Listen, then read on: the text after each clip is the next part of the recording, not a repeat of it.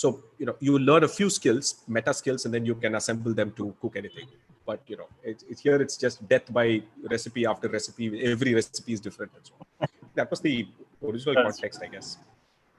Yeah, but I've always been sort of fascinated about food science. So just...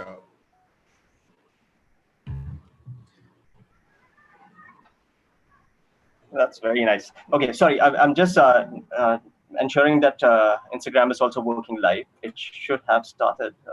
I'm just not yet. Yes, I think we are good. All right. So we can start this formally, right? And I need to make sure that there's no extra noise. All right. Hello, everyone. My name is Anup Mahajan, and I basically work as a climate scientist. My job is to understand what's happening with the atmosphere, especially the chemical part of it. And a few years ago, one of the main problems that climate scientists face is that we hear lots of people having lots of opinions, but they don't really have the scientific knowledge to form those opinions. So what led to Pune Science on Tap starting was to get the public around us a lot more informed, and not just informed from reading things on Facebook or on Google, but actually informed by people who really have the knowledge about it. So basically the best experts that you can find in the field. But then the problem that I noticed was most of the experts are pretty bad at talking to the public. And also most of the public does not really want to hear from the experts because they put it in lots of jargon, etc. So we wanted to make the entire experience very informal. And hence we decided to start Pune Science on Tap. Pune Science on Tap has been going on for almost 3 years now. We've had about 20 different talks, some very interesting talks going right from mathematics to food. So we try and cover as many different topics as possible. Today we have Krish Ashok, who's going to talk about the science of food. This is honestly a topic that I'm personally very excited about because I don't think there's even one person in the world who's not affected by food. Everybody eats food and everybody enjoys eating food. But we don't really understand what is happening when we are cooking. We understand the senses of smell, the senses of taste, etc., but we don't understand what the real science behind it is. I mean, simple questions as why should you actually grill your meat? Does it improve the flavor? Or why is boiling meat, for example, not as flavorsome? Or can it actually help with certain meats or not, right? So these are very simple questions that everybody has, but we don't really get answers to that. And thankfully, Krish has come along and he has actually written a fantastic book, which is going to come out in December. You can pre-order this book on Amazon right now. But basically what it's going to tell you is about the science of food and specifically about Indian cooking itself. Krish is a very, very interesting personality. I think if you Google about him, you'll find a person who does too many things and does them well. That's the surprising part of it. So by profession, he works in the IT sector, but by interest, he's been doing lots of crazy things in life. He's a musician, plays the cello, as I understand. And if you want to hear some of his music or even see videos of him cooking and all, just check out his Twitter page. It's absolutely incredible to have a look at it. So Nakul, who runs Great State Ale Works, he got in touch with me a few weeks ago, and he was like, Anup, I've just found this person who's doing some absolutely incredible work, and you have to get him to do the talk. And thankfully, as I messaged Krish, he was very happy to be a part of this.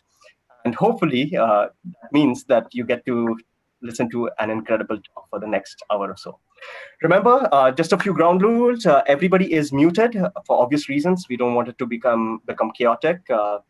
If you have any questions, if you're on Zoom, just type them into the chat window. If you're on YouTube or if you're on Instagram, again, just put them into the chat window and I will be tracking them. Towards the end of it, I will ask most of the questions. If there are any questions which are important for that particular point, Krish will be happy to answer them, and I will also put them into the chat window as we go along. At the end of it, we're going to have a rapid fire round asking Krish some very quick true-false questions. So let's see how that turns out. With that, I'm just going to stop this long introduction of mine, and I'll hand you over to Krish, who's going to take you ahead from here. Krish, the floor is yours. Thank you, Anup. And hi everyone. So he's already introduced me. So maybe before I start talking and sharing my presentation and all that, I'm going to do a very quick poll. So maybe if Anup, if you could bring up the poll, I want participants on the Zoom to quickly take this poll. And essentially then what we're going to do is the questions on the poll are the things that we're going to talk about in detail during this talk. So if you could just maybe bring up the poll or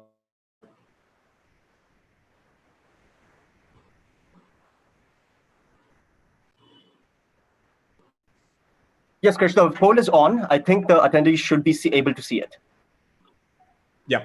So I request all the attendees to sort of click on your polling button and see if you can just quickly take the poll, right?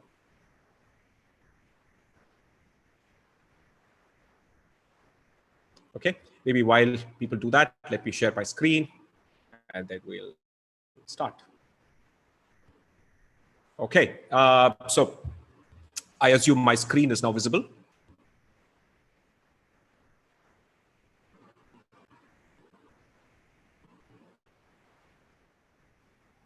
See, the screen is visible, Krish. All right. You can go ahead.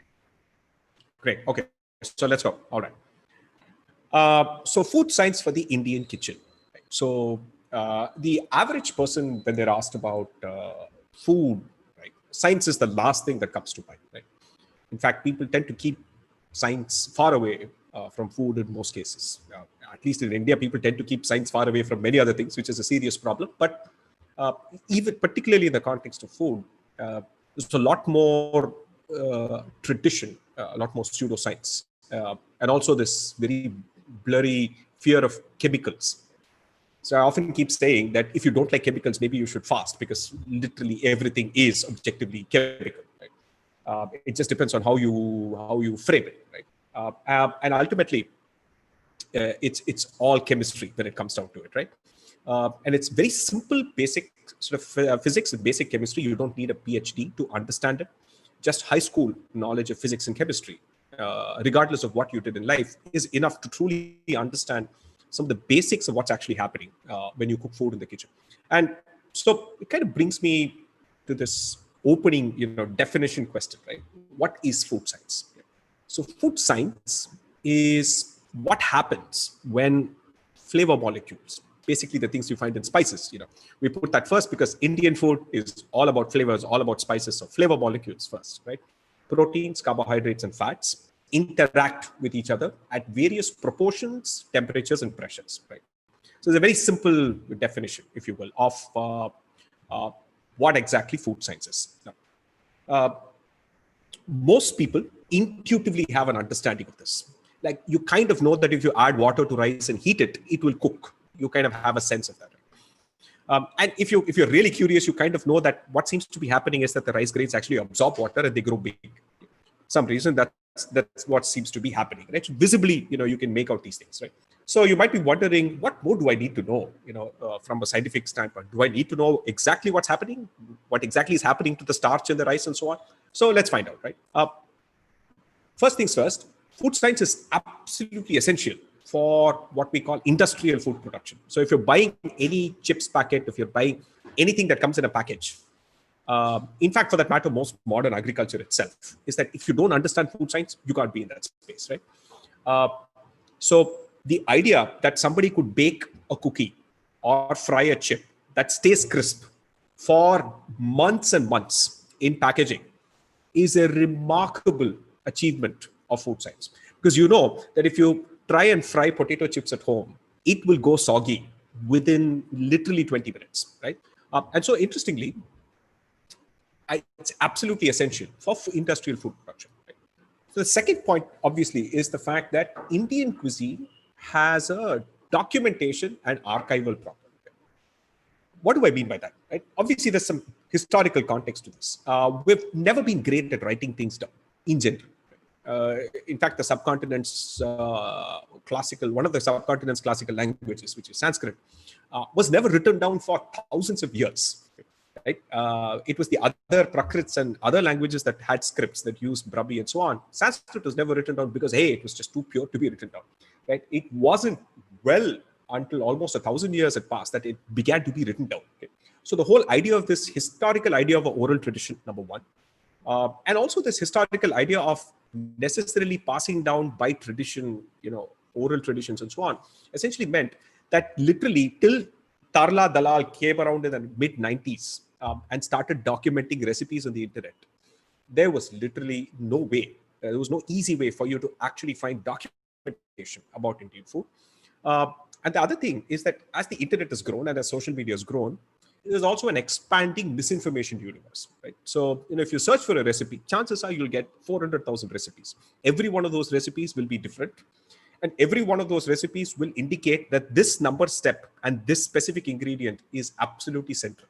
And they won't tell you why, right? So, and not only that, there is this tendency to conflate nutrition, health, and a ton of other pseudoscience along with cooking, right? Somebody will suddenly tell you that maida is absolutely bad or MSG is bad or whatever it is, right?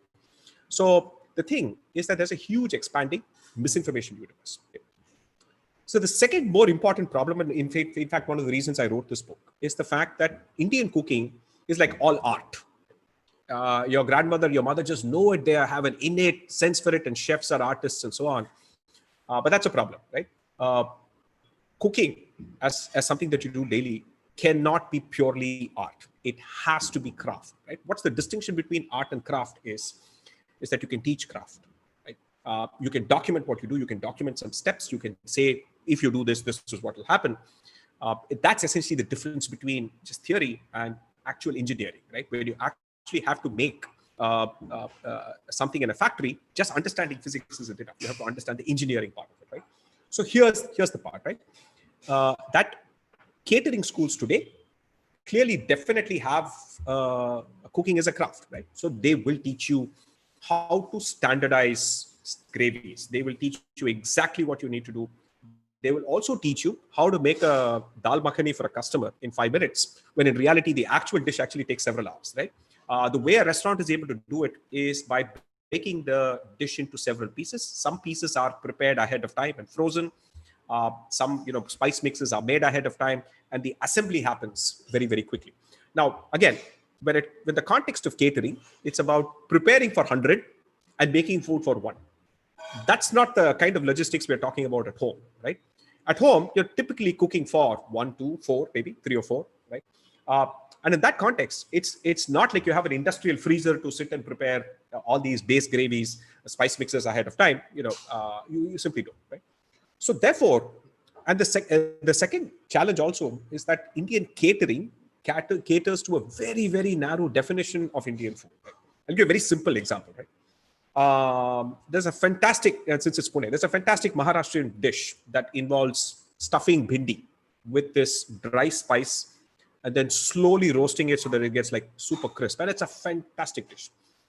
Interesting thing is that 99.99% of restaurants will not serve that dish for no reason other than the fact that it's a dish that cannot be industrialized. It cannot be made in 5 minutes. If a dish cannot be made in 5 minutes, you're not going to find it on a menu, right?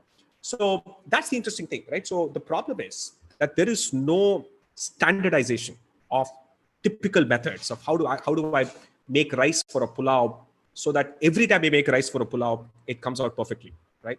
How do I cook meat in such a way that the chicken does not end up being dry and chewy, which it regularly does, right?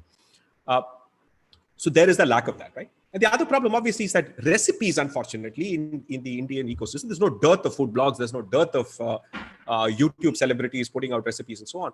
Recipes are like scripture, right? They tell you what to do, but they don't tell you why.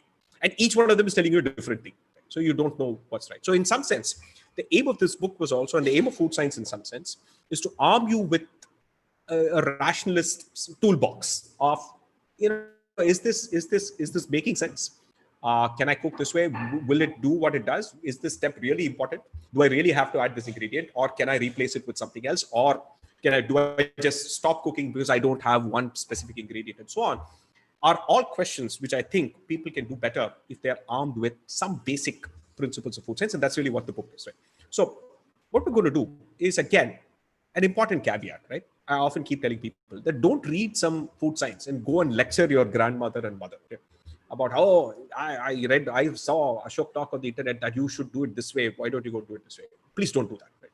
either do it yourself, because grandmothers and mothers don't know food science, but they know cooking. Okay? And that's the knowledge that counts in the kitchen, right?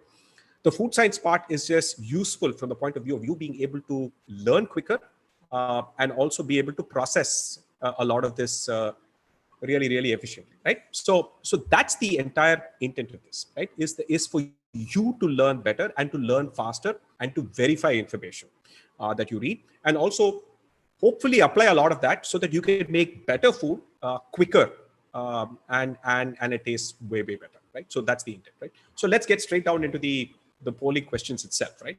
So the 7 questions that I asked you in the poll are the ones that I actually wanted to kind of go through one by one, right? So they're actually slightly reasonably simple, straightforward ones at the start, and slightly more sophisticated, harder questions towards the end. Okay, so let's start with the first one. And the way I'm going to do this is that I'm using a legend. Okay, and I'm using 3 legends in each one of these slides. I'm going to use either this, right, or this, or this. Okay, now what they actually mean is the first one actually indicates is that, you know what,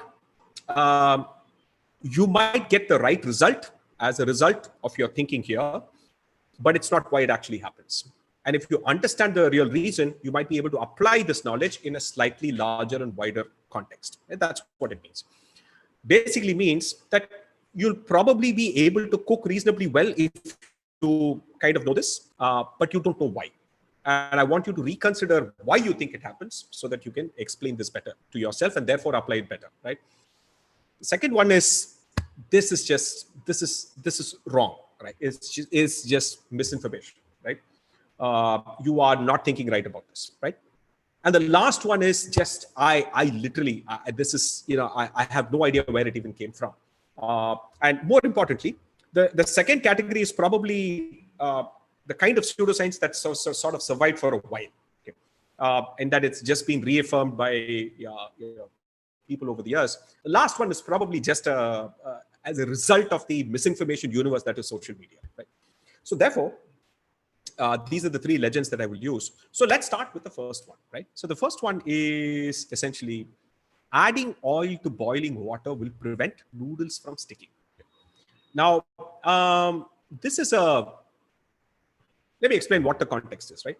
So chances are that you're probably either making Maggi or some egg noodles, right? So you make you boil the noodles, cook it first, and then you add it to whatever soy sauce and other spices and ginger, onion, garlic, and other things, and you kind of make noodles, right? In some sense or form. So many recipes will call for par cooking noodles, right? Now, obvious problem with noodles is that the moment you boil it in water and you let it sit for a while, it will start sticking to each other, right? And so the conventional wisdom is that you add some oil. You add some oil to the boiling water, that will prevent it from sticking. Well, it turns out, no, that's completely wrong. Right? Now, those of you who have a background in science here, a typical dish in which you're cooking noodles, you're probably boiling about a liter or 750 grams of water, okay? A teaspoon of oil is going to make no difference. And by the way, oil floats on water. All of that 1 teaspoon of oil is simply going to float on top and come nowhere in contact with your noodles, which are under the water.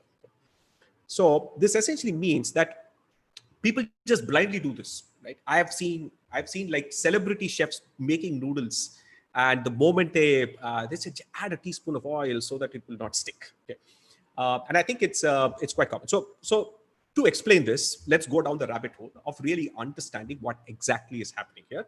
And for that, we need to understand one of the most important things, and very important in Indian cooking, starches. Okay? Indian cooking is filled with starches. Okay. So essentially, noodles mostly is starch, right?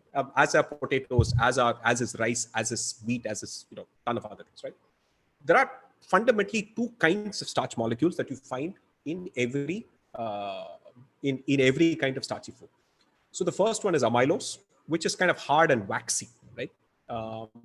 And amylopectin, which is crumbly and sticky, right? It has to do with the way they are structured. The molecular structure essentially means that when you cook rice and it kind of nicely becomes this solid grain that you can press, but it's kind of the texture is complete, right? So that's mostly the amylose, right? And the amylopectin is the bit that makes the rice sticky. In fact, the reason you wash rice ahead of time is because you want to remove as much of the surface loose amylopectin so that once it cooks, you don't want it to become sticky, right? Now, what does cooking actually mean here, right? So what happens is that when you add water to starch, nothing actually happens for most part. It might absorb a little, but really nothing much happens. But once the temperature reaches about 65 to 70 Celsius, there's a process called gelatinization. So what happens is that the starch molecules start absorbing water, and the starch granules actually start breaking. So then all these hydrated starches, if you will, start becoming that sort of a waxy, gluey like thing. So which is why anytime you want to thicken any gravy, they will say add maida, add besan, add corn flour or rice flour, right? Or potatoes. So literally adding any starch to a gravy and heating it to 70 Celsius will start to thicken. So that's basically what is also happening when you're cooking noodles, in that the starches are cooking, right? And more importantly, the amylopectin is the part that's going to completely cause it to stick, right? So what do we do here is that if you actually want to prevent noodles from sticking, you add oil after the noodles are cooked, after draining all the water, right? You drain it in a colander, just sprinkle a little bit of oil, just loosely mix it. So now what you're doing is you're coating the starch with a layer of fat. Okay? Now, in general, fats are generally hydrophobic in that they don't mix with water, right? So the moment you coat this layer, it literally prevents any of the hydrated amylopectin molecules from sticking to each other, right? That's how you prevent noodles from not sticking, is by adding a little bit of oil after it's actually cooked, right? Now, we already spoke about how if you wash starch ahead of time, you will reduce sticking because there's a ton of amylopectin on the surface, right? So that's basically why you wash rice or wash any grains before you cook, or for that matter, even dal and so on. And there are, again, let's also understand a little bit of the science here. There are varieties of rice will vary in the proportion of amylopectin and amylose, and that actually determines that rice variety's characteristics, right? So basmati, for example, is an example of a high amylose content rice, which is why it's less likely to stick after it's cooked, right? Whereas your ponni rice or other varieties of rice will be high on amylopectin. And for example, your jasmine rice or your sticky rice from Thailand has very high amylopectin content. So it's actually going to really, really stick after you cook. And it's intended to be that way because that's what the cuisine calls for, right? So another small little tip while we are on the subject of starches, which is that if you add oil when you're pressure cooking lentils, we spoke about how adding a teaspoon of oil is going to make no difference when you're cooking noodles. It will make a difference when you're cooking lentils. And there's a very fascinating reason. It'll make a difference, especially when you're pressure cooking, not if you're open pan cooking, right? When you're pressure cooking, what happens is that lentils, typically tur dal, chana, and all these things, have a category of molecules called saponins. Saponins basically they cause foaming, right? In fact, the word saponin literally means soapy, okay, in Latin, right? So saponins actually cause the thing to foam, which is why when you're cooking lentils, you will see a lot of froth. And by the way, if you're pressure cooking, all that froth is going to clog up all your every other your safety valve and everything else, and it just deposits tiny bits of dal in that, and it's a nightmare, right? So if you want to keep your pressure cooker in good condition, add a teaspoon of oil when you're pressure cooking lentils, and it'll slow down foaming, right? So in some sense, this is my first this thing on hey, things that you didn't know about starch, all from talking about whether you should add water to boiling water when you're cooking noodles. So let's get to the second question, right?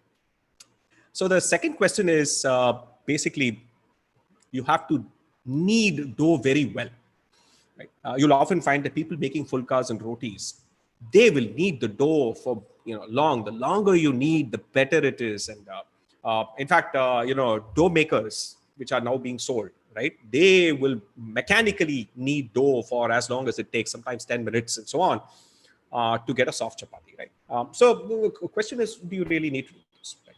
Now, the answer is that yes, if you knead for half an hour, you'll get the most soft chapati. There's no doubt about it. But you don't need to. Okay? If you mix water and flour and let it sit for 30 minutes, 20 or 30 minutes, right? The salt is important. You should not add the salt ahead of time because salt actually tightens gluten. So it should be just water and flour. The moment you add water to flour, right? Gliadin and the glutenin and gliadin, these are the two proteins that essentially start forming this structure called gluten within wheat, any kind of wheat or oat or barn, others, or any glutinous flour, if you will. The gluten formation starts happening just in the presence of water. You don't need to knead. Okay? So if you just simply let it sit for 30 minutes, it will literally knead itself. So 30 minutes later, you will just need 30 seconds of kneading. And it really just saves you a ton of effort, right? So this is in some sense a sense of this, right? So a couple of other broad tips about gluten in general. The more water you add to dough, the softer the final product. Okay, even when you're baking bread, more the amount of water, the softer and airier the bread will be. But dealing with a very wet and sticky dough is very difficult. So that's the reason why people want to hit that optimal amount where the dough is still easy to manage and it's not too sticky. And the fact that you get a really soft product, right? Other thing is you can also add eggs and milk. And remember that milk is 88% water and eggs are about 75% water, right? So you're in effect adding water for most part. But if you add fat, and milk has a tiny amount of fat and eggs have a little bit more fat, sometimes some recipes will call for adding like oil. When you're making like paratha dough or something like that, we'll call for adding of actual oil. Right? The reason we do that is that fat actually prevents gluten formation. So fat shortens gluten strands. In fact, that's why a lot of fats are called shorteners, because they actually shorten gluten strands. In fact, in UK, biscuits are called shortbread because it's bread made so flaky and non-chewy by adding a ton of butter to the dough.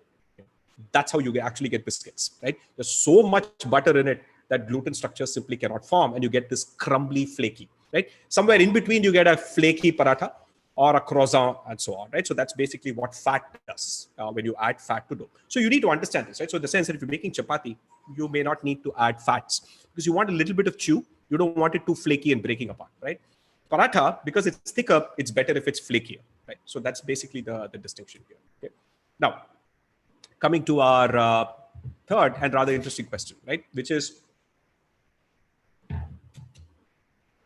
pretty certain most people believe that baking soda is bad for health and that it is best avoided. It causes bloating, etc. Now, the truth is a little bit tricky. Okay? Now, for most people, don't understand the fact that baking soda is part of what you call antacids, right? So when you have acidity, as in when your stomach is too acidic, you eat bases to neutralize. And so typically sodium bicarbonate, which is baking soda, is a base. So that's why it's part of antacid, so that it neutralizes acid, so that you just basically then it generates carbon dioxide. When you do that, you burp it out, right? So that's basically what antacids are. So obviously, baking soda is often associated with bad quality restaurant food, which kind of makes you feel bloated. And people will tell you restaurants use baking soda to make you eat less, right? Especially, etc. Apparently, but if you're paid for an a la carte dish, why would they use baking soda?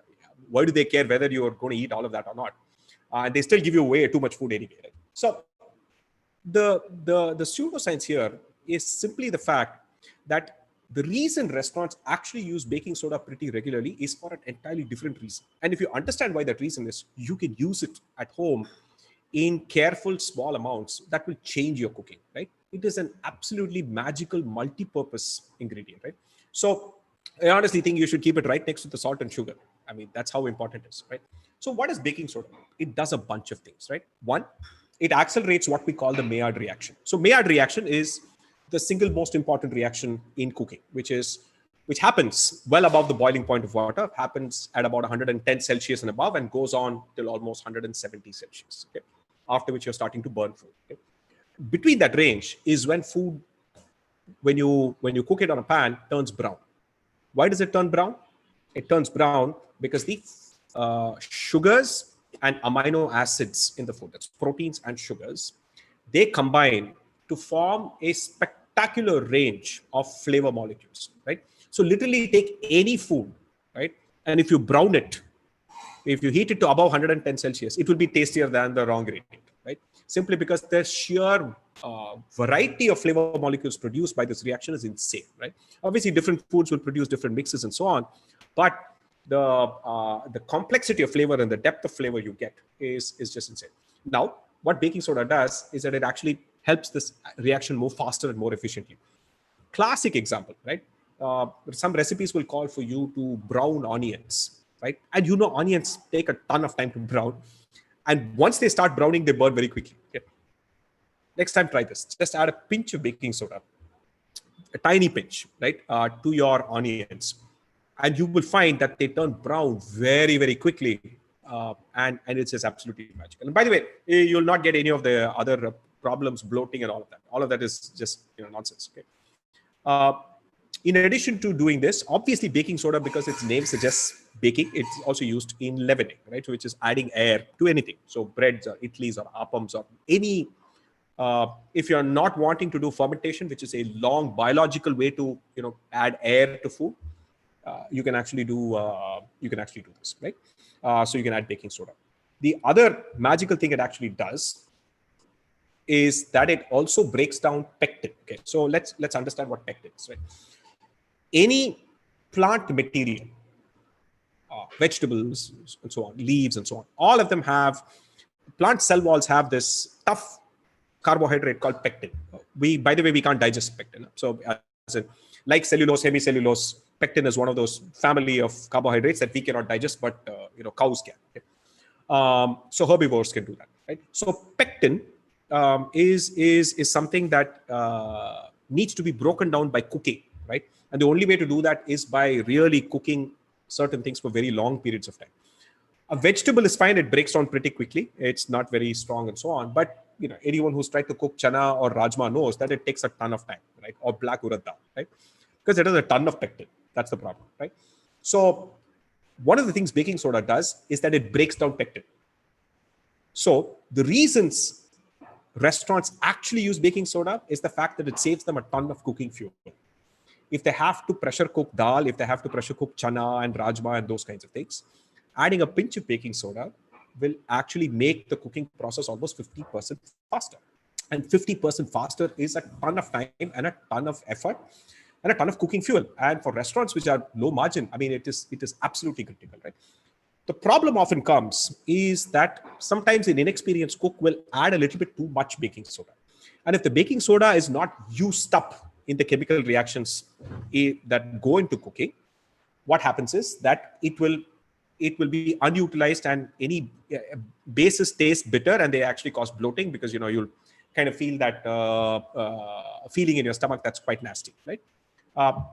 So this is the problem, right? So in fact, when you this is the reason why seasoned grandmothers who are making chana masala, when they actually if they use baking soda to cook the chana faster, they will also add some tea. Right? So tea is an acid, right? So what tea does, and tea has another property, which is that it's not acid right away, in that it's acidic only once the cooking process starts. Okay. So what is interesting is that the acid in tea will react with any unutilized baking soda, so that your end product is not basic. Okay. And what is more important is that the tea also adds the color, but people think it's only for the color, right? To add the brown color to chana, right? But it's actually to neutralize the baking soda, right? And last but not the least, you tell me one ingredient that, in addition to magically transforming your cooking, can also clean your kitchen, right? It's a fantastic odor remover, right? All you have to do is take a small little plate, put a little bit of baking soda, keep it in your fridge. It will deodorize the fridge. And more importantly, it will prevent, let's say you cut an onion and you keep half in the fridge. Your entire fridge will smell of onions the next day, right? So if you add a small plate of baking soda, that will absorb all those onion flavors. It's a fantastic deodorizer to keep around. And in combination with vinegar, it's an abrasive, and that can clean your kitchen really, really effectively, especially stoves and all of that, right? And your vessels as well. Okay. Now, let's get to the fourth one, which is, so microwaves. So a lot of the younger people obviously are quite comfortable with microwaves, but again, largely for reheating food, right? But I actually find a ton of older people believing that somehow microwaves are dangerous. Microwaves are radiation, and radiation is bad, right? In India, it's quite unique. Huh? So India is unique in the sense that we believe some of the least harmful parts of the electromagnetic spectrum to be the most harmful. Basically, we believe cell phones and microwaves to be dangerous, while we don't pay attention to ultraviolet and go around without wearing sunscreen, thinking, oh, our brown skin will take care of it and so on, right? So it again comes from this basic lack of knowledge that, hey, you know what? Ultraviolet radiation is way, way more high energy than microwave. In fact, microwaves are less energetic than visible light. Okay. To put things in perspective, you can take some piece of food, put it out in the sun, where it's going to get heated by the infrared rays of the sun. That's more a high energy than the amount of energy that's being put out inside your microwave. Obviously, the caveat there is the fact that you are enclosing it in a tiny box, so the intensity is continuous. But here's the equivalent comparison, right? So if you actually put a regular halogen light or something like that inside this small box and put food, it will burn the food in the amount of time that you put something in the microwave, right? Microwaves are phenomenally low energy, right? The only reason a microwave even works, if you're wondering how something that's less powerful than visible light, why is visible light not able to cook food, but microwaves are able to cook food, is simply because, I won't get into the details here, microwaves have just the right amount of energy. In fact, microwaves of a very specific frequency, the magnetron inside your microwave produces something, I think it's 2,800 megahertz or something. I forget the exact number. That specific frequency is associated with the amount of energy that just happens to excite water molecules and causes them to flip, right? Quantum theory, right? So more energy won't help, or less energy won't help, but that specific amount helps, right? And what happens here is that it causes water molecules, which are actually polarized because the oxygen is negatively charged and the hydrogen is positively charged, and it causes the water molecules to flip to the electromagnetic, the magnetic field of the actual microwave itself, right? And so since it's flipping, movement is actually energy and it heats up the water, right? So microwaves essentially just heat up the water inside your food.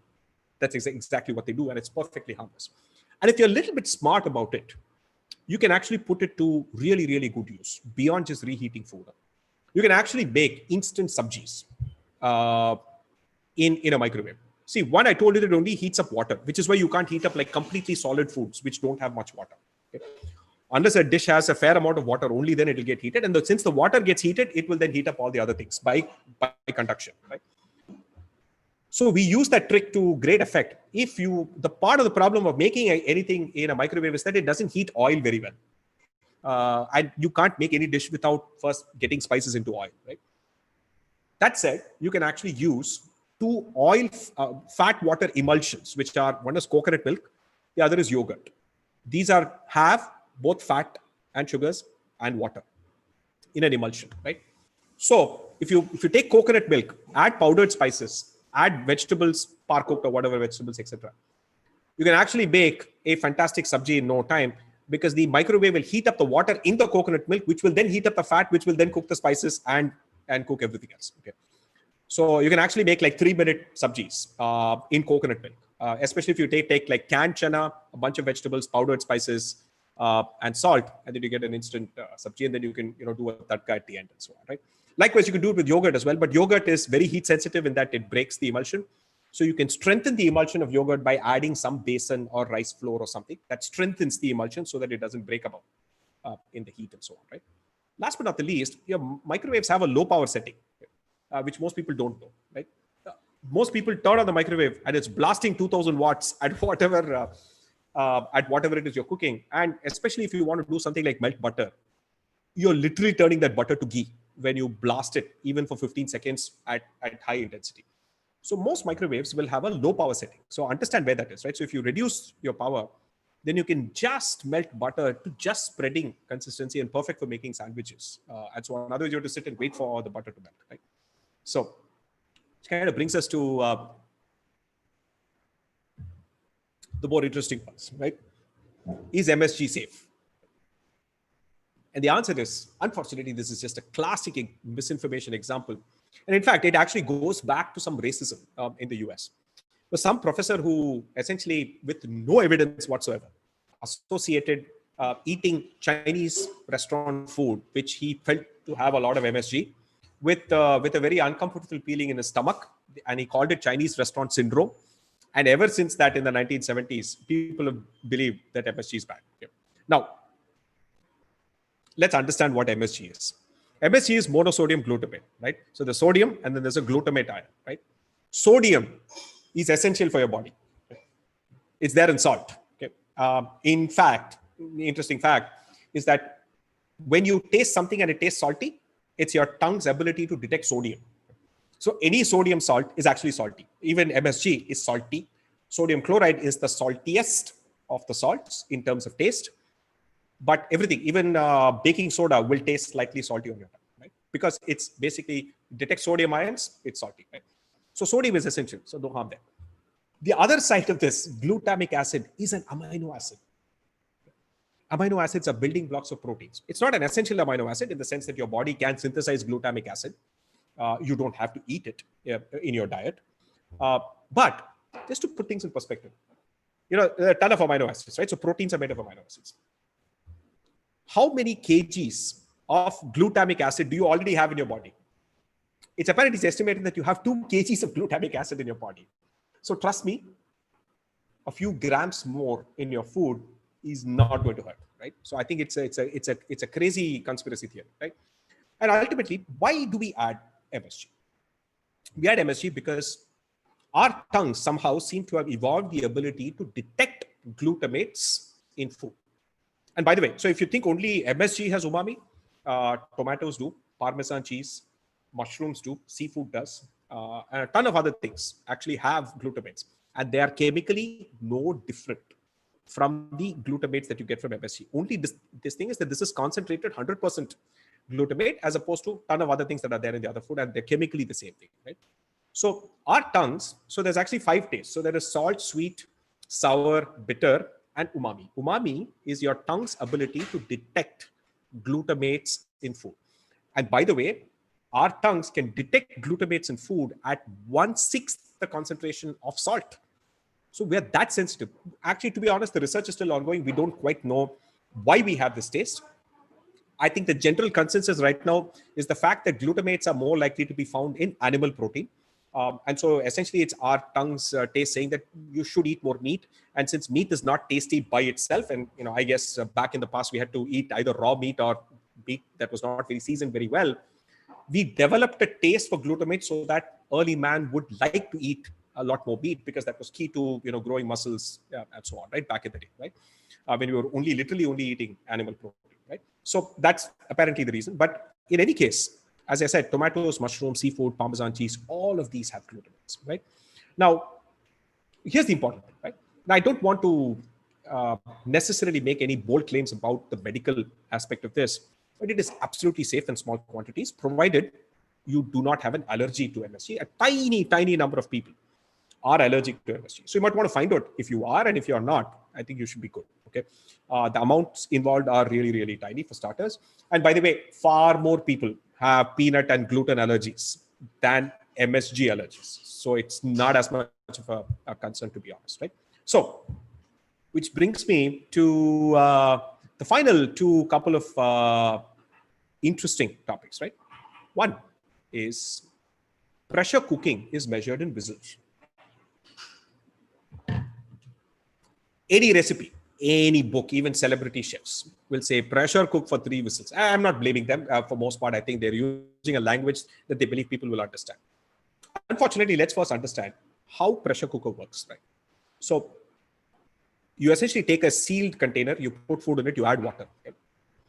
And then you heat the water, and you're heating the vessel. Now, what actually happens is that when you heat water, we all know that in a regular setting, water will boil at 100 Celsius. Essentially, in simple physics terms, at 100 Celsius is when water molecules have enough energy to break out of their hydrogen bonds and sort of become vapor. So that's basically what the boiling point is. Now, intuitively, what happens is that at higher the pressure, higher the air pressure, higher the boiling point. As in, so in a closed vessel, where a ton of steam is already generated, that will keep pushing down on the water, prevent more water vapor from forming. So essentially, simple rule is that the higher the pressure, higher the boiling point of water, right? Likewise, the opposite is true too. Lower the pressure, lower the boiling point, which is why if you go to Shimla, really difficult to cook because water boils at 93 Celsius.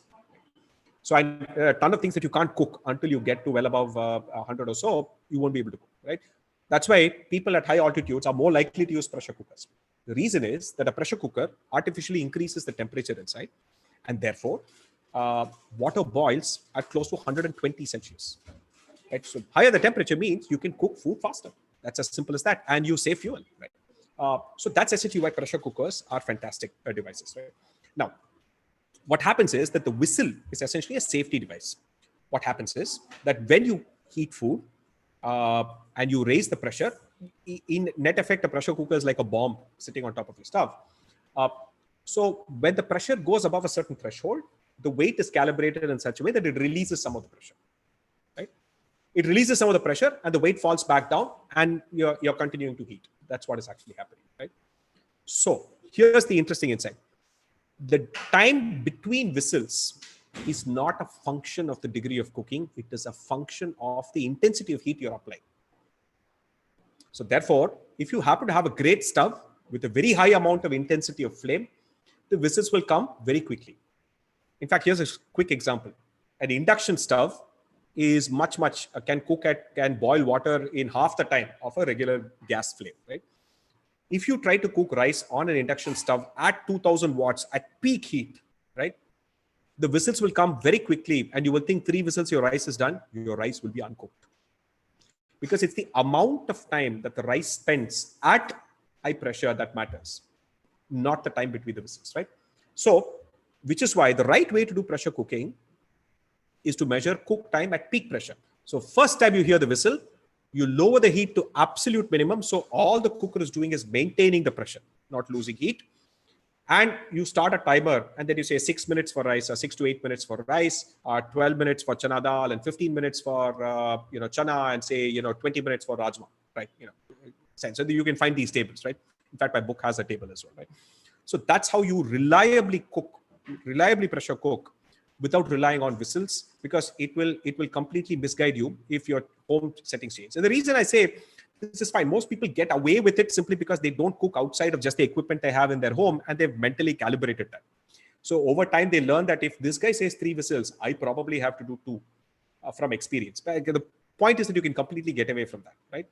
Now, the other important point that I want to make is that because pressure cooker allows water to stay liquid at very high temperatures, you can get into what we call the Maillard range, which is that 110 Celsius gets you browning, right?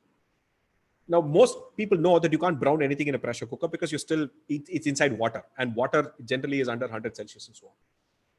But if you take things like carrots, like beetroot, which already have a ton of water inside, right? And all you do is you add a little bit of butter so that it doesn't get scorched by the hot surface of the pan. You can literally pressure cook with the water inside the vegetables itself. And by the way, since this is happening at a very high temperature, like 120, it will also caramelize it. So it'll undergo the Maillard reaction and actually become brown. And by the way, you won't believe the kind of flavors you can get out of a carrot once it actually browns, right? The kind of soup you can make with just carrot, salt, and butter. Pressure cook, add some water, and you get a fantastic soup with no other flavors required, right? Last but not the least, most people don't realize that vegetables need higher temperatures to cook. Meat needs a lower temperature to cook. Proteins in the muscles generally start denaturing at about 55 Celsius. That's why rare steaks are a thing, because if you cook it above 55, 57 Celsius, the meat will turn chewy, right? It varies by the kind of meat. For beef, it's typically 55, 57. Mutton is around 60. Pork is around 60, 65. Poultry alone is slightly higher. You want to cook it to about 68 to 70 because of the danger of salmonella. You want to make sure that you want to kill that bacteria, right? And so on. That's not a problem with, it's only a problem with poultry, right? So, but in general, the problem with chicken particularly is that since you have to cook it to that temperature, chances are that it is probably going to get overcooked. Or it's going to be undercooked and then you end up doing that. So in general, try and avoid pressure cooking because the temperatures are very high. you're almost always going to overcook. At least never pressure cook chicken. You might pressure cook these harder cuts, tougher cuts of meat, definitely not the finer cuts of meat. Okay. Which brings me to the last point before we can get into Q&A, which is probably the one that most people don't realize. Most people take it as a given wisdom that marination adds flavor to meat. Right? In fact, people take pride in marinating for 24 hours, 48 hours, and things like that. Right? It turns out it doesn't. Now, let me add a little bit of color there. Right? Marination adds flavor only to the surface of the meat. Okay? So, if you look at a marinade is made of typically spices, fresh and powdered spices. Then you have an acidic medium, like say a yogurt or lime juice and so on. And the reason for the acidic medium is that acids denature proteins, right? So they break up proteins they kind of change the structure of proteins on the surface. So more of the spices can stick to the surface, right? And last but not the least, you add a bit of oil also, right? Some kind of fat. In case of yogurt already has fat, you're fine. But if you're not using yogurt, you might have to add some oil, right? So typically tandoori, they will add mustard oil, right? It's very important. Again, the fat helps all of these stick to the surface, nothing more. Okay. If you think the flavors are actually going inside the meat, you're wrong. Okay. There are enough and more experiments. You can actually see people use these food dyes and actually marinate meat and then see how far the dye actually penetrates. You'll find that they don't penetrate, barely under the skin, barely under the surface, right? You're wondering, then why do people do it? The reason being that once you actually marinate something and you cook it and you put it in your mouth, you don't really know where the flavor is coming from. You don't know whether it's coming from inside the meat or whether it's coming from the surface because you're chewing and you don't really know for most part, right? But it really starts to make a difference, especially if you're dealing with chicken. The difference is massive because if you overcook chicken, it will become dry and all of this surface is where all the flavor is, right? Now, if you're wondering what then helps, it's called brining. Okay, and if you're not doing brining, trust me, it will change if you're someone who eats meat, this will change your life. Okay? Brining is essentially taking a 8 or 10% salt solution, right, by concentration, and dipping your meat entirely in it and refrigerating it. Please don't keep it at room temperature because that's not enough to kill bacteria. You might want to refrigerate it. And for depending on the cut and size of the meat, it's varying times. In general, if you're like small pieces of chicken, you might want to brine for about an hour, not longer, because then it'll get over salty. Salt, on the other hand, actually through osmosis actually gets inside the meat, right? So what it does is that it makes the insides of the meat flavored, right? Anything with salt tastes better, okay? Straightforward, right? And if you add any other thing to the brine, like spices and other things, those also get inside. So brining is the only way to get flavor inside a meat, not marination. And in general, you should actually do both, okay, for the ultimate effect, because marination will add flavor to the surface and brining will add flavors to the inside. 1 hour of brining and not more than half an hour of marination is enough. All your 24-hour marinations do absolutely nothing.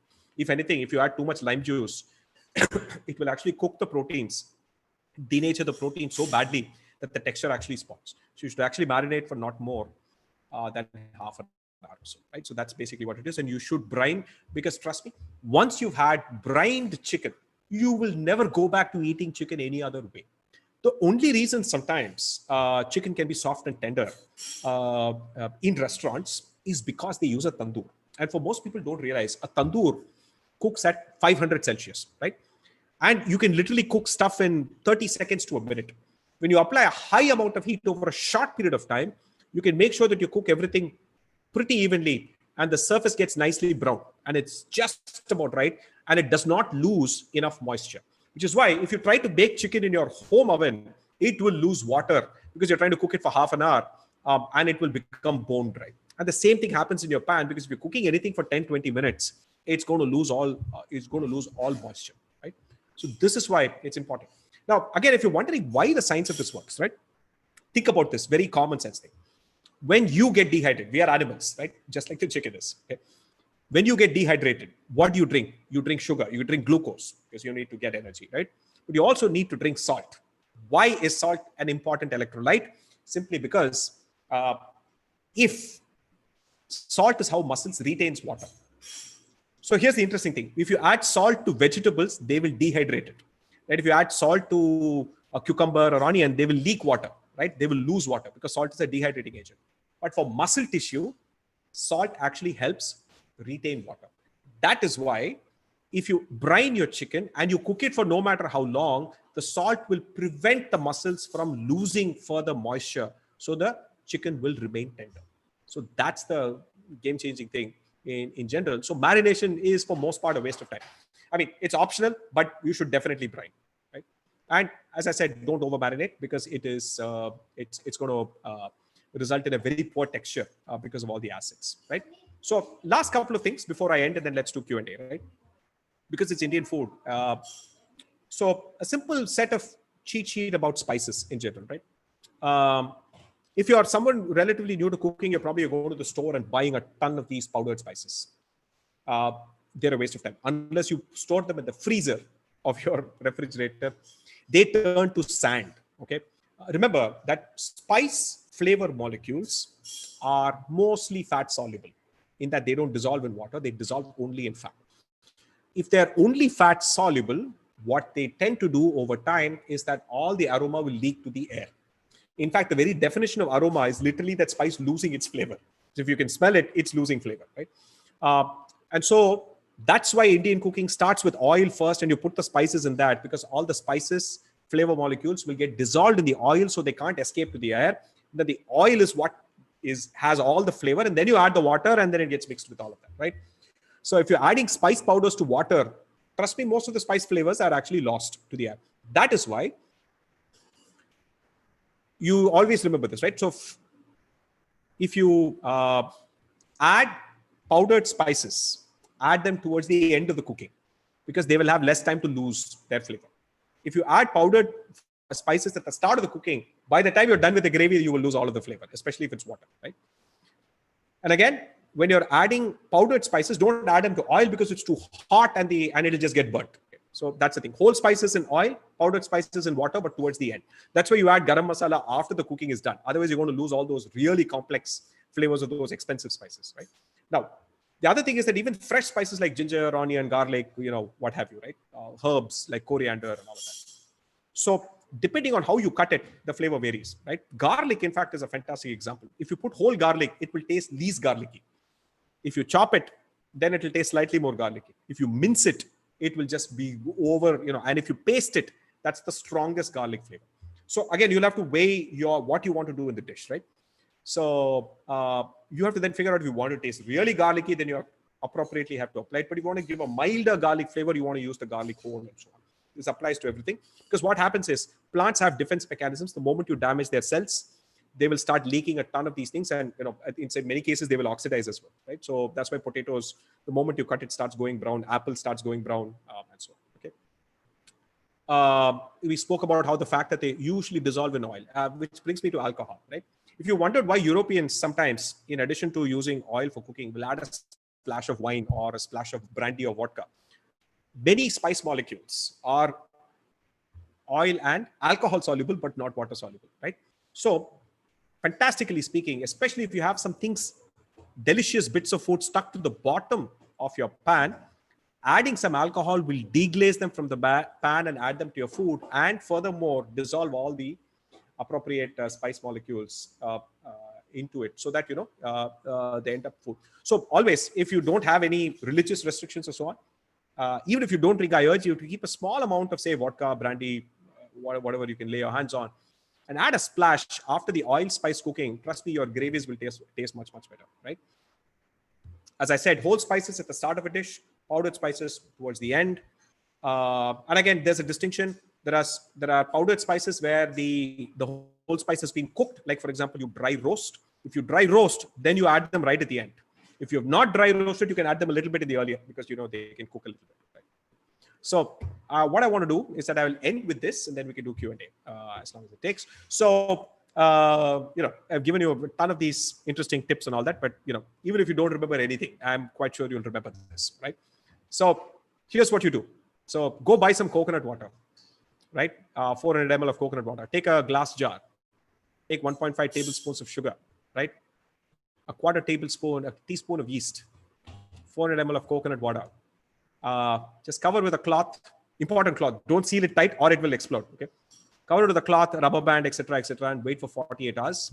Congratulations, you've just made coconut toddy, right? The yeast will ferment the sugars into alcohol and produce carbon dioxide. So you'll get a fizzy, alcoholic, very low alcohol drink.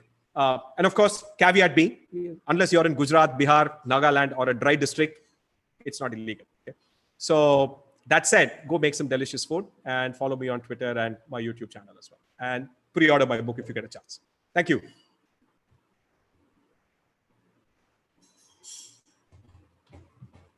I think you're on mute. Sorry, yeah. Thank you. That was absolutely incredible. Wonderful talk. And I have to admit that I got a few of those questions wrong myself. I had mentioned that people will win like a pint of beer or so. And I do have the results from the poll. People who have answered all of them correctly will be sent a pint. But just to recap a little bit, Yes. should we just go through the poll once? And maybe you can tell them what the right answer was.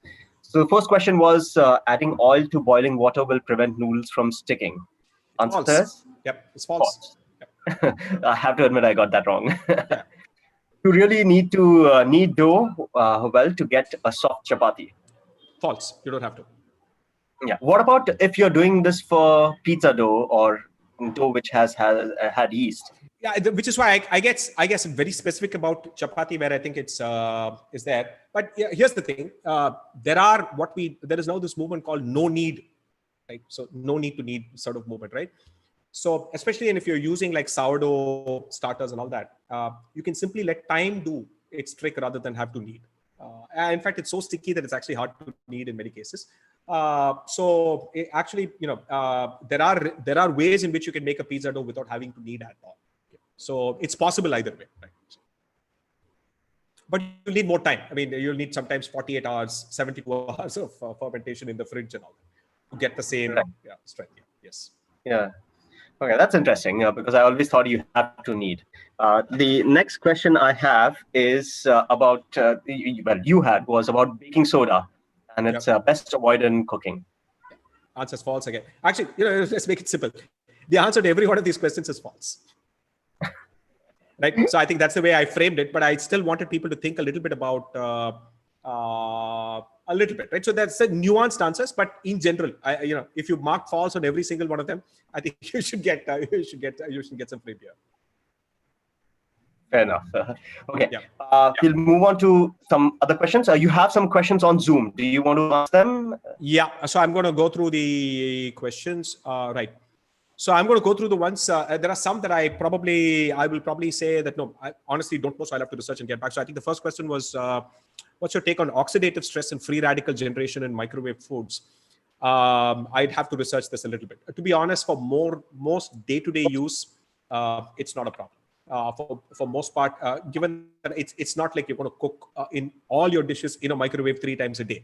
I don't think that's a challenge, right? You're going to cook parts of food or either reheat your food. For most part, it's probably overstated, but I'll get back to you on that. Right? So, how do you make kadhi in a microwave? Actually, you can do this, right? So, kadhi is basically, depending on which part of India you're from, there is going to be some kind of yogurt gravy dish, right? So, Punjabi kadhi, Sindhi kadhi, Gujarati, Maharashtrian, all the way down to Pulishere in Kerala and More Kodambu in Tamil Nadu and all that. So there's some family of yogurt-based dishes in general. So depending on which one you want to make, in general, I think if you whisk besan, gram flour into yogurt, it will strengthen the emulsion. Okay? So you really whisk it well. So it's like it has a very, very smooth, almost like a batter-like texture. And then you add whatever, you can add spinach, you can add any other thing that cooks really well. You might not want to add, like, say, potato or something. If you are adding vegetables, maybe you can parboil the vegetables a little ahead. Add it to the liquid, salt, and interestingly, get yourself garlic powder and onion powder. These are very underrated ingredients, except that they go bad when you keep it on your kitchen shelf. You have to keep it in the freezer. But you can get some fantastically, in fact, most of your consumer snacks have garlic powder and onion powder. In fact, these are the 2 central ingredients of Maggi masala. Maggi masala would not be Maggi masala without garlic and onion powder. And that is really what makes all the difference. So garlic and onion powder perfect for these kind of microwave dishes. You instead of, because garlic and onion form such an important base of what you would cook on the stove, and you can't cook onion and garlic in a microwave dish. It won't cook quickly enough. So add garlic and onion powder to this. And then in literally 3 or 4 minutes, you'll have a decent curry. Then you do a tadka, right? So you curry leaves and mustard and all of that, you add it to that and add salt. And I think you'll be good to go. Right? So that's number one. What is your take on opos? Okay. So opos, for those of you who don't know, is one pot, one shot, right? So it's the sort of cooking method pioneered by this gentleman named Ramki, who now runs a company, also sells a specific brand of pressure cooker that is targeted at one pot, one shot cooking. Basic principle being that you can put everything in a pressure cooker, no matter what the dish, for most part, a ton of dishes, right, for most part. And then you don't have to do anything else. Right? So at the end of the pressure cooking, your dish is done, right? Some caveats, there are some things that you have to prepare ahead of time, like tadka, you may still have to do. The idea is suggesting that you make the tadka ahead of time and store the oil with the tadka in your fridge and then, do all of that. So here's my take on it, right? If time is of the essence, right? It's a decent way to make certain kinds of dishes. If you're making a khichdi, nothing better. Right? One pot, one shot is the way to go. You can even make a decent bisi bele bath with this, right? You can also make a decent sambar for most part. You put everything in it and let it pressure cook along with the dal, along with the tamarind, everything else, and you'll get a decent sambar. Okay? But I think here my problem with it is that the difference between a good sambar and a great sambar is the fact that you work towards textural variations, right? You don't want the vegetables to be smashed beyond belief. You want them to retain some crunch. You want to have an interplay of acid and sour and sweet and many other things, which, by the way, in a one pot, one shot method, you'll lose all of that. It'll just one homogeneous sort of this thing. So I think, I would say is that it's a fantastic technique for saving time on certain kinds of dishes. And for the same thing, as I said, I would not pressure cook meat. So if somebody's telling you an opos method for making meat, you're probably going to get a terrible tasting dish. So so that's what I would be, unless you're cooking some really hard cuts of beef or pork or mutton. Opos for chicken or fish is going to be terrible. So that's what I would say. Okay. Will salted water also boil at 120 C or higher than 120 C? See, adding salt increases the, yes, we all know that the simple chemistry that we're adding salt, it's going to increase the boiling point of water. So, but at the end of the day, what they often say is that you don't add the salt when you're pressure cooking so that you know exactly what that range is, right? So, yes, so salted water will boil slightly higher than what regular water will at higher pressure. Same thing continues there, right? But there's also other reasons for why you would not add salt when you pressure cooks, because sometimes salt can also toughen up lentils. So if you try to salt ahead of time, it will toughen up lentils. That's also why you don't cook lentils in acids like, say, tomato or tamarind, because it will take a longer time to cook. A ton of cooking advice in India is often for saving cooking fuel. Okay? But it will be sold as a taste and flavor thing. You have to sometimes sort of look at that distinction. Okay. All right. And then, does marination help meat cook faster? Not really. See, meat is actually cooks very quickly, first and foremost, right? Part of the problem is that if you're actually cooking meat, your temperature on the temperature should not go above 65 Celsius. That's very hard to do, right? If you have a good stainless steel pan and you're putting it at the lowest heat, temperature will keep rising. Okay? So it's a very delicate process to make sure that you time the whole thing so that it's fully cooked inside before the outside starts to dry out. That's why brining helps, because it gives you a little bit of more leeway when it comes to cooking meat-based dishes, etc. Which is why historically meat has almost always been cooked over an open fire, right? Or a tandoor or some such thing, because you have a lot more control. You can take it out and you can have a better sense of that whole thing. So that's what it is, right? How does one go about choosing the alcohol with which to deglaze? So beer is not good enough because it doesn't have enough alcohol. For most part, most wines are also very small. In fact, actually, we add wine to cooking as an acid more than an alcohol. 14 or 15% alcohol is simply not enough to deglaze, to dissolve spice molecules. But grape juice is tartaric acid for most part. And the acid adds that sourness in the same way that your tamarind, the acid in the tamarind, dominant acid in tamarind is tartaric acid. Dominant acid in any kind of citrus is citric acid. And in this case, it's again grape juice again is tartaric acid, right? So the sourness of grapes, if you will, right? So I would pick harder liquor, typically vodka, rum, brandy, etc. is what, or whiskey and so on. But pick cheap ones. Don't buy posh. It doesn't make a difference. It's the alcohol that matters, not all the other fancy flavors, which will all be destroyed because they're all aromatic and they will be lost in the heat anyway. So it's just the alcohol that we need. Buy the cheapest brandy, cheapest rum. And I usually just get the local state, the state alcohol company's cheapest rum is what I use for cooking for most part.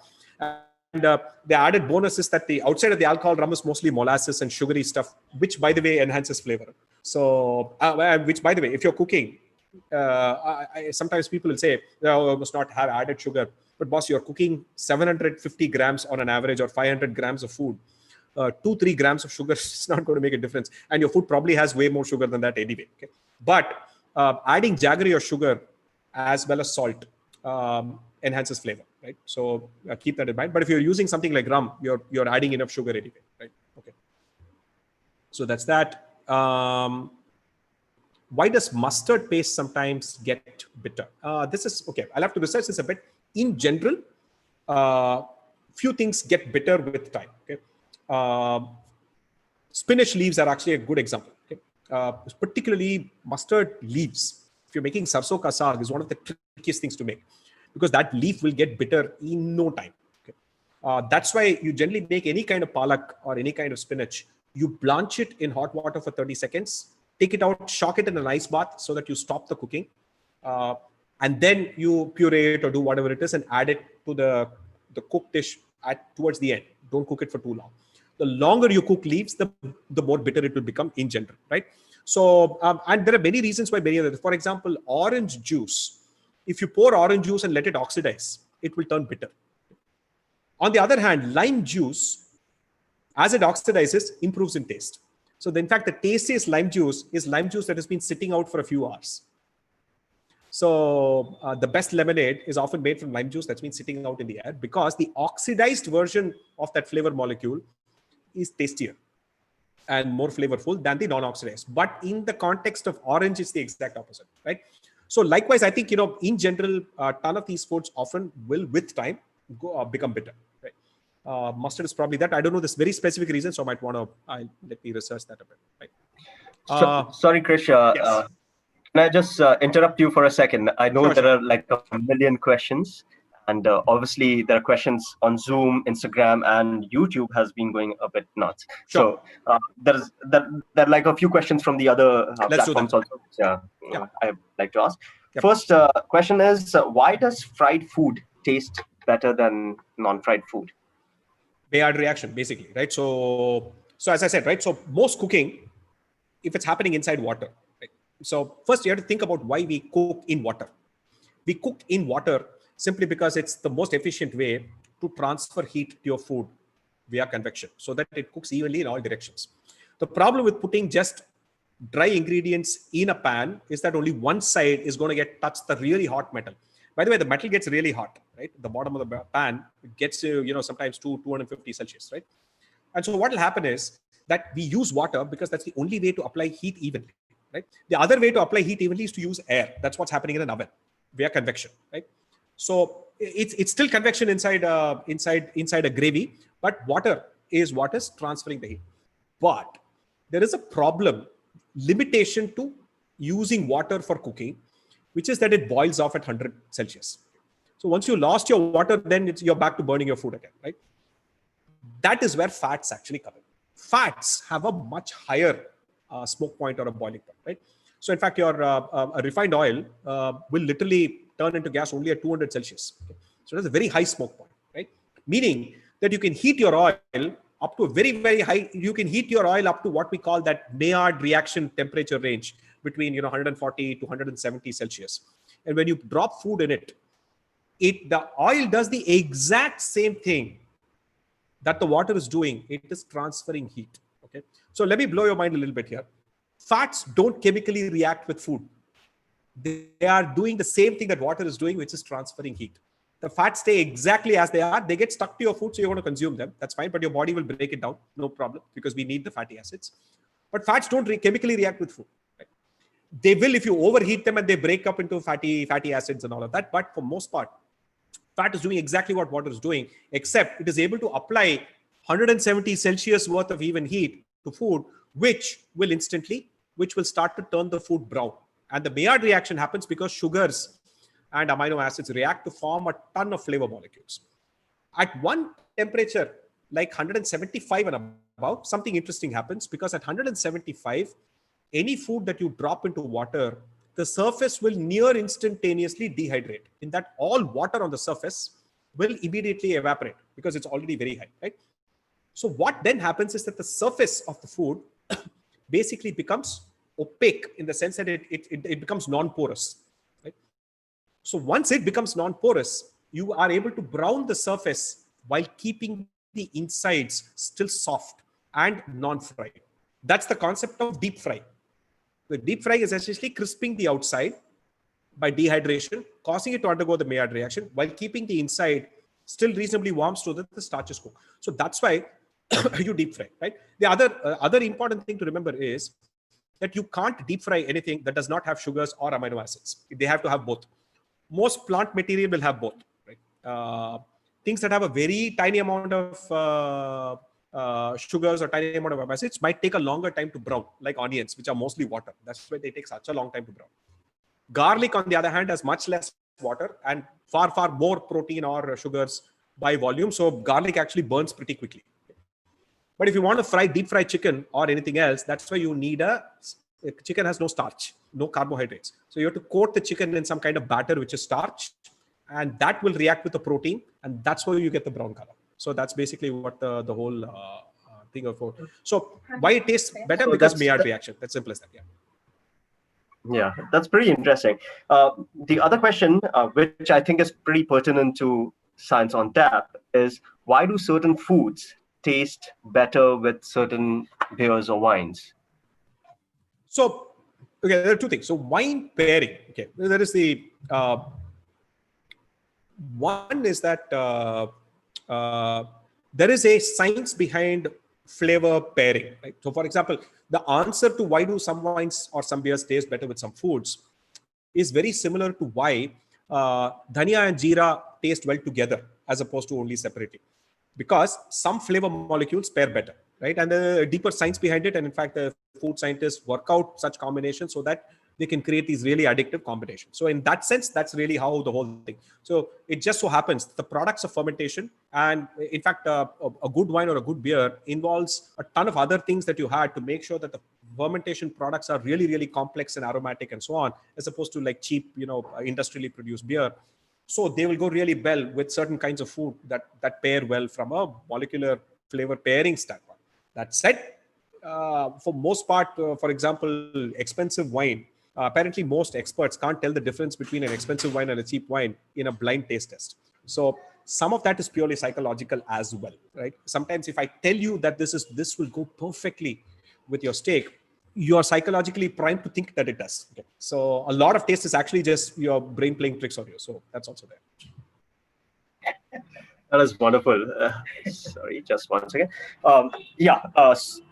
So I know people have a lot of questions, and if you look at my book, I have like 1 million questions written down from all the platforms. Sure. But the answer I'm going to give to most of the people is you need to go out and buy Krish's book, because he's answering most of these questions over there, and it's available on Amazon already. So just go out and pre-order it. It should be delivered to your home in December, as I understand. Is that right?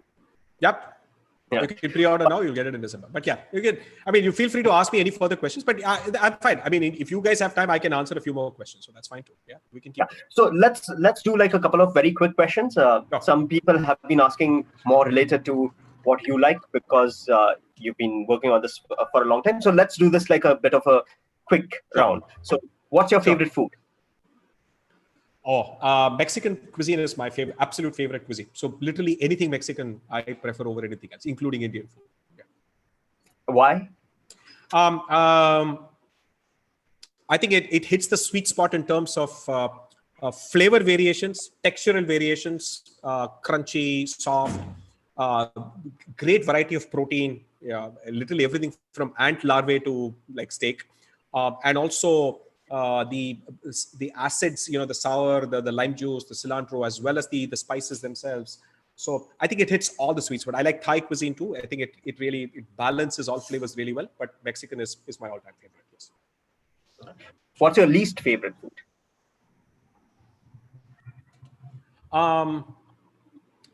I think it would have to be, I guess, British food probably is the least favorite.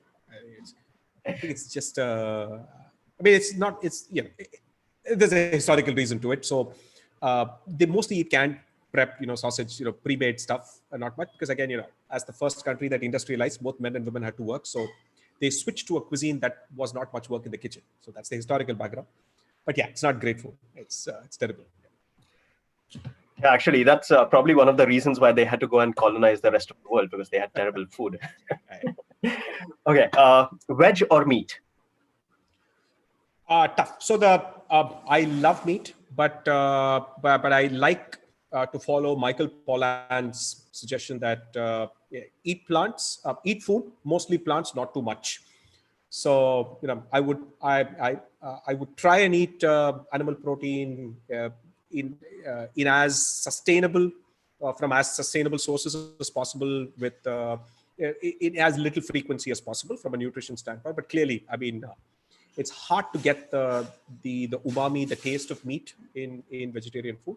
But if there is any cuisine in the world that does vegetarian right, it's Indian food, right? I mean, we have a spectacularly rich vegetarian tradition, which is delicious vegetarian food, which is not just vegetarian versions or meatless versions of meat dishes, but genuinely, authentically vegetarian dishes, which I think, yeah. So I would say a bit of both, but I like meat, all kinds of meat, but yeah, for most part, day-to-day stuff, I would mostly eat vegetarian. Yeah, as a climate scientist, I would just say veg, but that's a good answer. Yes. All right, Indian or Italian? Tough choice. I would just pick. Because I can make good Indian food, I would pick good Italian food. If I had to go out and eat, I would pick that. Yeah. Because it's minimalist. It's just very few ingredients, and it works only if every one of those ingredients is world class, right?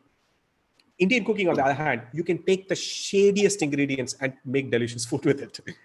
That, on the other hand, is just really works. It's minimalist as well. Yeah. Okay, since you are from the south of the country, we have to ask you this: idli or dosa? Oh, I think dosa, because I think it works better as a. There's many varieties of it. Everything from appam to. I think it works as a better canvas for other things, especially with meat gravies. It works fantastically well. Idli, on the other hand, I find it's just it's fine with chutney and it's fine with a couple of other things. But to be honest, that fluffy, it doesn't really absorb as many things as you can with a dosa, which you can just simply wrap around a gravy. So it works. I prefer a dosa. And by the way, dosa is also more traditionally South Indian food than idli is, which is expected to have come from Indonesia much later. So. That's a very good point, though, because everybody keeps saying that idli is South Indian, but I tend to disagree with that quite a bit. Okay, there are several other questions. I could go on, but we have reached almost an hour and a half, which is usually the limit that we try and do this, mainly because we are online. If we were doing this live, we would keep you the entire night itself. Yeah. So my suggestion to all the viewers is, and I have to tell you this, Krish, is we've reached a new record for the number of people who are watching Science on Tap, which is absolutely stunning, which makes sense because everybody relates to food, obviously. So to all the viewers, one thing I'll say is, I know there are lots of questions, and quite a few of those questions can be answered by Krish, but reach out to him. He's on Twitter. He's extremely active. I'm sure he'll be happy to answer quite a few of your questions. In addition to that, he's just released a book, and I think that's going to be a book that you should buy if you actually like to cook and if you like to eat itself. With that, a few things that I have to say in terms of like thank yous. Krish, first of all, you were absolutely amazing. The talk was just the right level of what people want to understand, and also talking about the different things that we actually encounter every day, but we don't really think about it or not think about the science behind it. Yep. The other thing is a thumbs up to Great State Aleworks. They have been absolutely incredible in terms of helping with all of this. And in fact, your talk relates a little bit to what these guys are doing, because the idea is not to make industrialized beer. Exactly. It's exactly. craft beer. Yeah. No, in fact, I think the larger idea, anything local craft is almost always going to be better, more sustainable, because I'm sure industrial beer is a ton of impact on water, water table and things like that. So I did want to maybe end with this. I just saw one question that I really just had to take. It won't take too long, right? So one is that is there any merit to saying veg biryani is just pulao? This really gets my goal, right? So I think you first and foremost, right, this kind of nomenclature territorialism has to stop. People can call whatever it is they eat, whatever it is they like, anything they want to, if there is a shared understanding of that, right? The problem is that who gets to define what a biryani is, right? It's a dish that is made in every part of India with a ton of different ingredients and a ton of different cooking styles, right?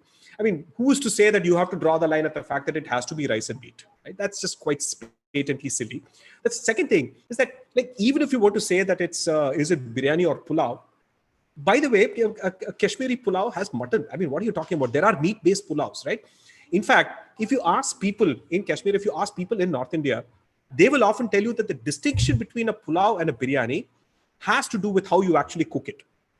A pulao is cooked with the rice and meat or whatever it is you add in one shot. Whereas a biryani involves rice being half cooked, other things being half cooked, and then you dum cook it towards the end. That's the distinction. If you cook it in one shot, it's a pulao. If you do it separately and you mix it and then you dum cook it, it's a biryani. And the only distinction is the fact that the biryani offers you interesting texture variations that you cannot get in a pulao because you're cooking it everything together, right? So that's the distinction. And if you do that, there is even a distinction between a veg pulao and a veg biryani, right? Because you can par cook the vegetables, you can par cook the rice, you can mix it, and you can exactly make a fantastic biryani or a pulao, right? A veg biryani. So I think we've got to stop with this kind of nomenclature, territorialism. Indian cuisine is essentially continuously absorbed influences all the time, right? I mean, if I was to say, you know what, if you use chilies, tomatoes, and potatoes, it's not Indian food because the Europeans introduced it 200 years ago, it would be silly. Right? I think it's the same thing. Yeah, that's a very good point. And also, the last point you made just shows how food is not something that's static. It keeps changing with time because you get influences from all over the world. And Indian cooking has changed over the time. And we are actually getting more and more flavors, more and more experimentation because we are getting food from out there. That's wonderful. Okay, with that, I think we are going to stop this talk. Thank you so much for presenting your lovely presentation, and also for encouraging people to think about the science behind what they're cooking.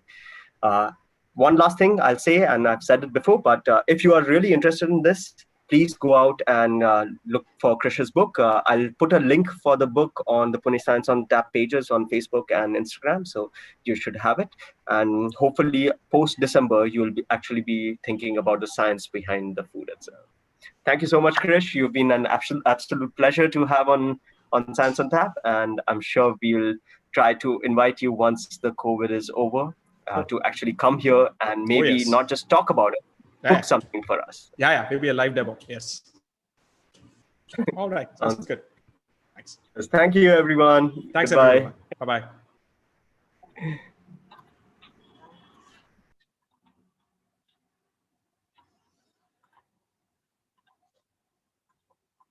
Bye-bye.